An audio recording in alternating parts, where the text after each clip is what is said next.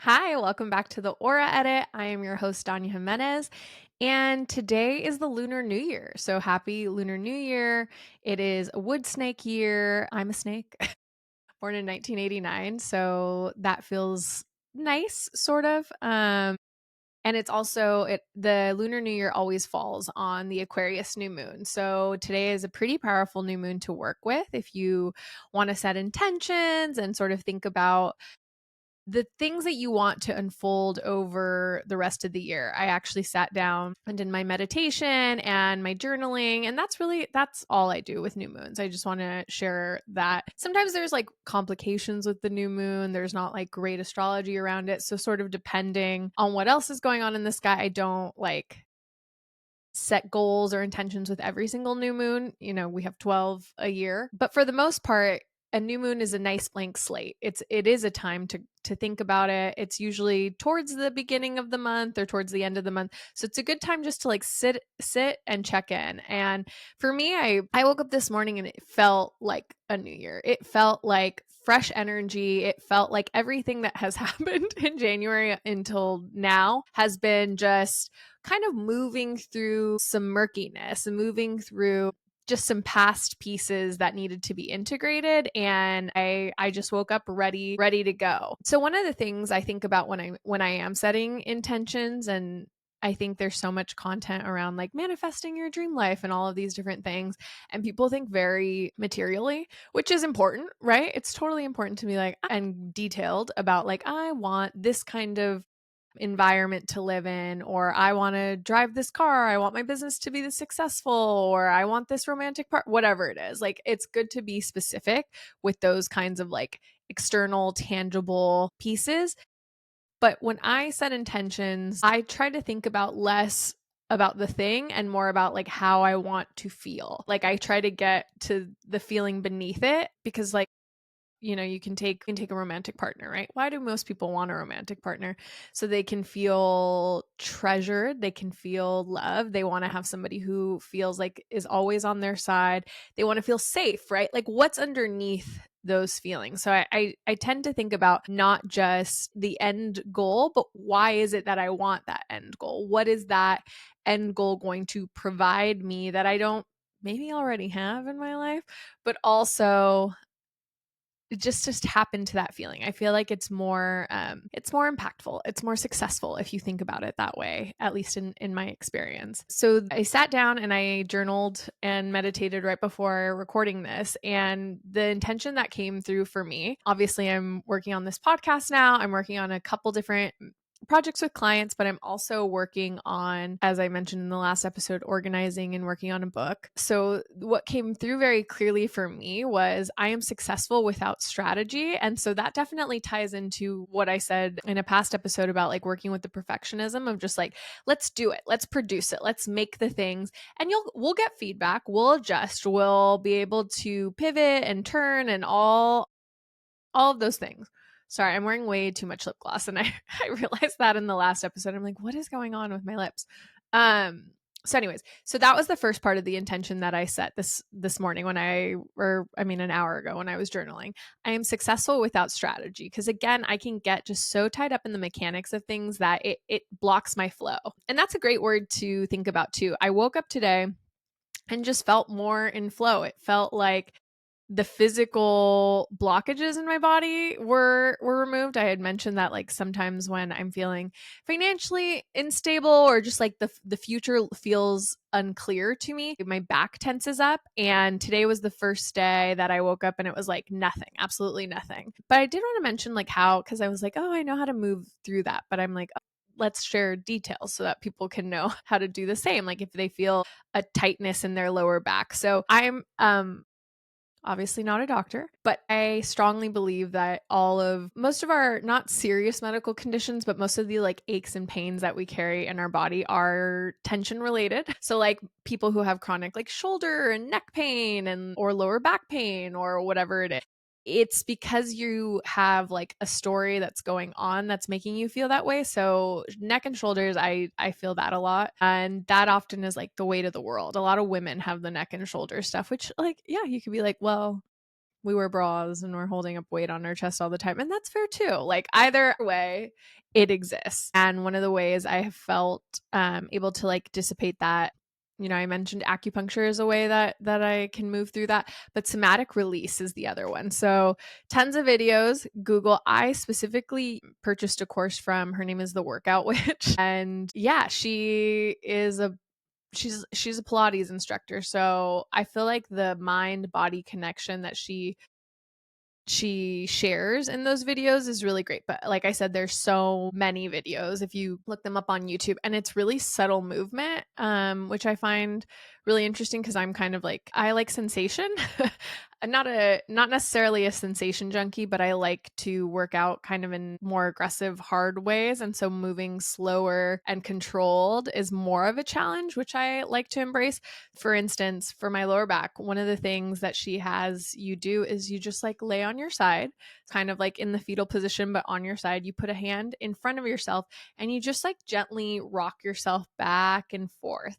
And it helps your nervous system calm down. It helps you tap into your parasympathetic nervous system, which a lot of things help you do that. A lot of things help you tap into your parasympathetic nervous system, but a minute rocking on your side does it really quickly. Breath work also can help you do it.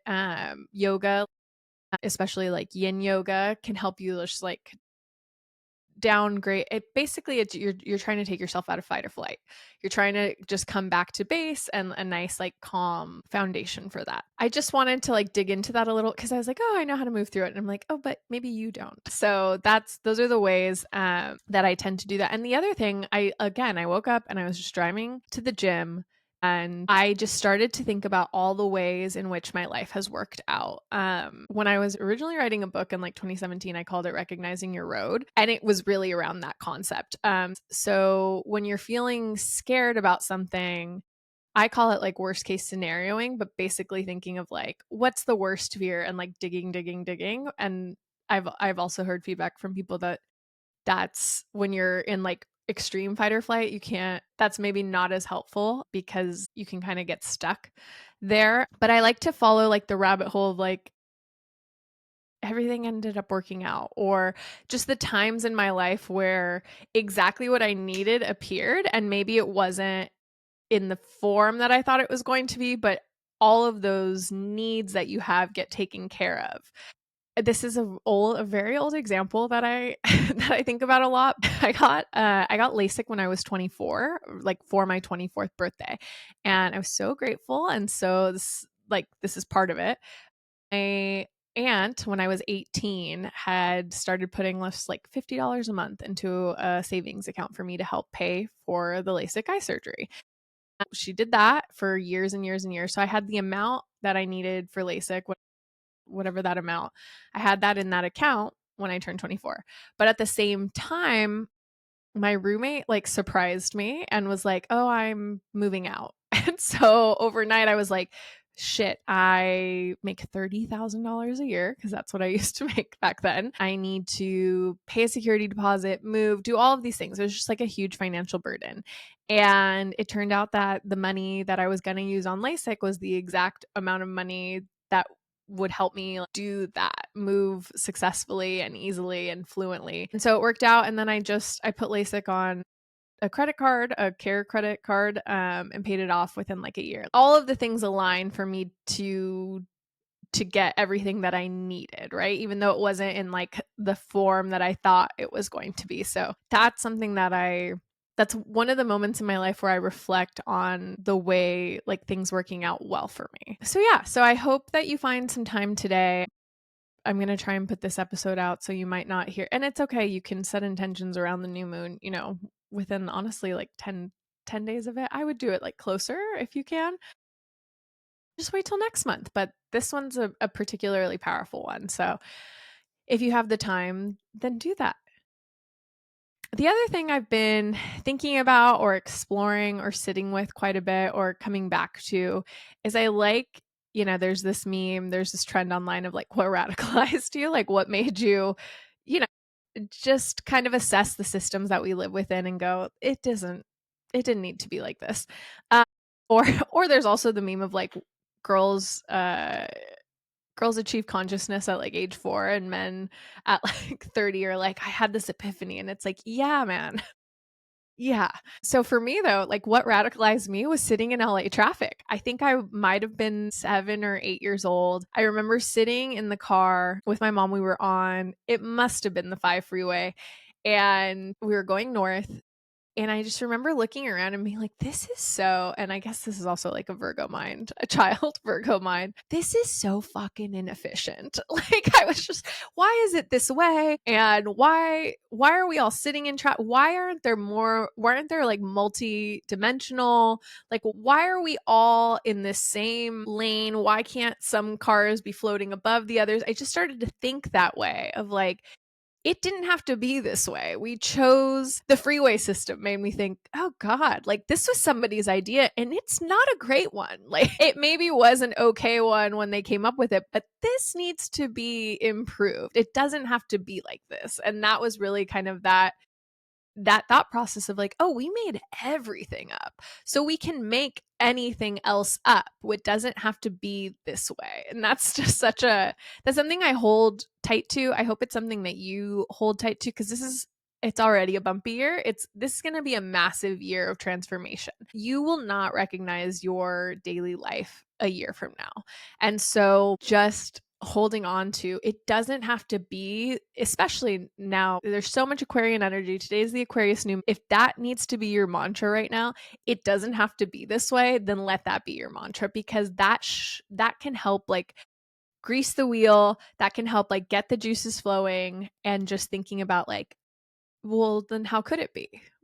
How else could it be if it doesn't have to be this way? I hope that makes sense to you. I didn't finish it. I kind of jumped. So my mantra, my intention for the Aquarius new moon is I am successful without strategy. That was part 1.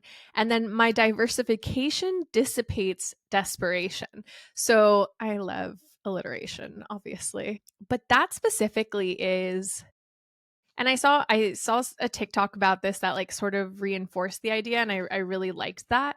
Um, this creator said, "Don't get too attached to your stepping stone, to human mechanism to grasp, right? Like the non-attachment, the non-grasping of things, but." It's hard, right? Like we try to build certainty underneath us all of the time, when in reality, everything is always shifting. Energy is always shifting. Everything is always changing. We're magnetizing new challenges to our life. We're releasing old patterns. Like all of these different things are happening all of the time around us, whether we can see them externally yet, or they're just sort of the energy's moving, and then that kind of creates this like ripple effect. But yeah, we can get what is meant to be a stepping stone, we can latch onto it and be like, oh, this is good, this is makes me feel safe, I'm gonna really hold dear to this. And I'm fall victim to this all of the time, where I go, okay, this is great, I can build upon this, and it's like, it's not great, it's still shaky. We need to be able to move things and let things go with grace, and let things go faster than we used to. And so today was a great example of that. I had an opportunity that I've been working with for the last like year or so. I just am not vibing with it anymore. And I was very honest with, the person who programs this or puts this on. I was like, hey, I'm happy to do one more session of this, one more workshops of these, but I feel like I'm not vibing with the audience, quite frankly. So I can give you somebody else. And in that, like, there continues to be flow. I'm like, I actually have somebody else in mind who I also coach, and who I think needs to have more confidence in the amazing work that they do. I'm going to say across the board, the best way to make you feel more concrete in the knowledge that you have and the gifts that you have is to share them, is to teach what you know to somebody else, is to give that gift of knowledge and passion to somebody else, to mentor somebody else. Like this round effect that we have, it makes you feel more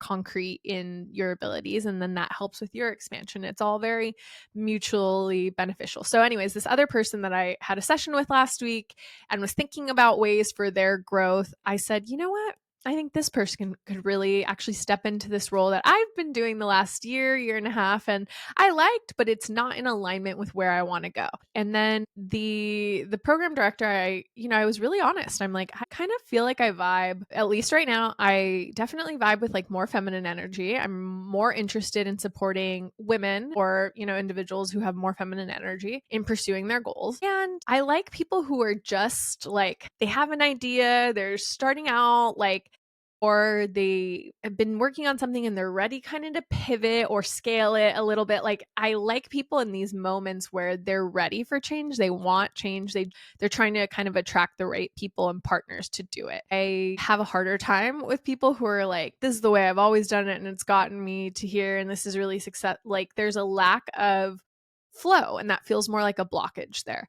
So anyway, she turned around and was like, actually, I think I have somebody else in mind that you might vibe with to work with. And so I always just say, yeah, like I get so excited when new characters are introduced into my story. It's the most exciting thing. So you make an introduction, somebody else makes an introduction, and there's this flow again.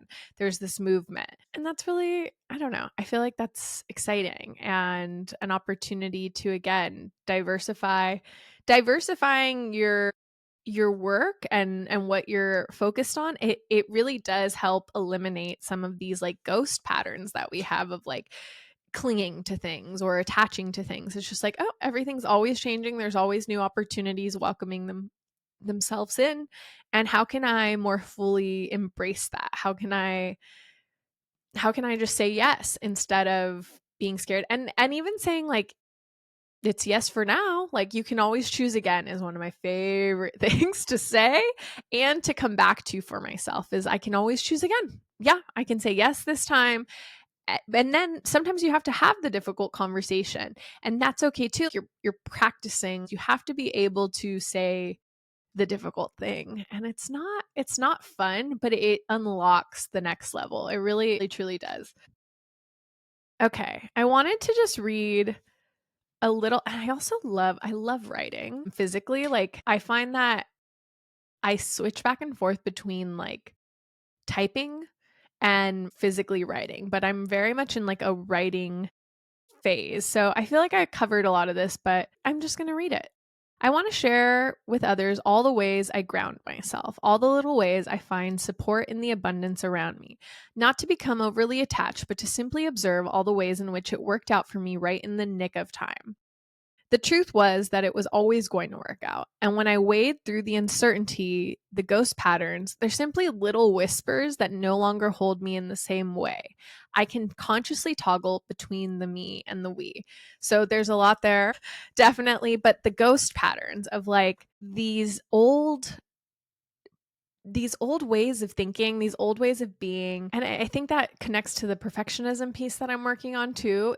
Things never completely go away, or at least they don't feel like they do. But I like calling them ghost patterns or old triggers, right? That's what they always say too. If you think you're healed, like, go spend time with your family, because they're the ones who put the booby traps in you. You have those triggers because of the environment that you grew up in. And it's just, I don't know. I feel like they never fully go away, but they like really lessen their grip. And I like observing that. I like acknowledging that it is a ghost pattern, that it is not something that like completely ruins my day or throws me into turmoil. It's just like a whisper or ghost of that feeling. It's not as strong as it used to be. And that feels like growth. That feels very real to me. And so I just want to encourage you to notice that for yourself. Okay, that was plenty. And I want to make sure I give myself time to edit this and get it out today. But I also did want to just answer one thing. Nobody is asking me questions about spirituality, and that's okay because we're only 3 episodes in, and I'm just going to keep yapping about it until something clicks in others, and we'll just continue that conversation. What I am getting questions on is my hair. And there's a lot to it, but I will say the number one like product switch that I made at the end of last year, it's a company called Fable in Maine.